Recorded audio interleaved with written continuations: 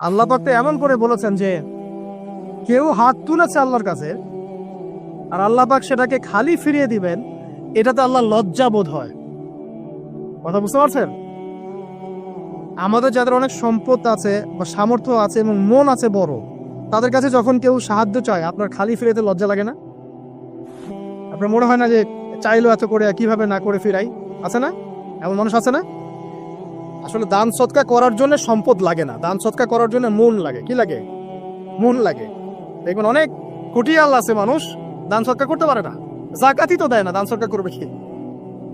বাংলাদেশে যত কোটিপতিগুলো আছে সবার থেকে জাকাত নেওয়া শুরু করলে এদেশে কোনো দারিদ্রতা বলে কিছু থাকবে না, ইনশাআল্লাহ থাকবেই না, এটাই বাস্তব। কে উদ্ধার করবে সেই টাকা? ইমাম মাহাদি আসলে করবেন ইনশাআল্লাহ, ঈসা ইবনে মারিয়াম আসলে করবেন ইনশাআল্লাহ। তখন কে জাকাত না দিয়ে পার পায় তাই দেখা যাবে। একটা ব্যক্তি পাওয়া যাবে না জাকাত না দিয়ে পার পায়। অবশ্য তখন এমন একটা যুগ আসবে যে মানুষ জাকাতের টাকা নিয়ে ঘুরবে, কিন্তু নেওয়ার মতো মানুষ না, সবাই সচ্ছল। আল্লাহ পাক সে সুদিন ফিরে আনুক, আমিন।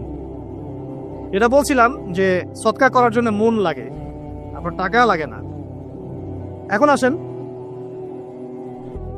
কেউ যদি আমাদের কাছে এভাবে চায় আমরা খালি ফিরাতে লজ্জাবোধ করি। আল্লাহ পাক বলছেন যে আমার কাছে যখন বান্দা কিছু চায় তার হাতটাকে আমি খালি ফিরাই দেবো, এটাতে আমি লজ্জাবোধ করি। দোয়া করলে কয়েকটা বিষয়ের একটা হবেই, হয় আপনি সাথে সাথে সেটা পাবেন, না হলে একটু দেরিতে পাবেন, না হলে আল্লাহ পাক সেটা জমা করে রাখবেন পরকালের জন্য।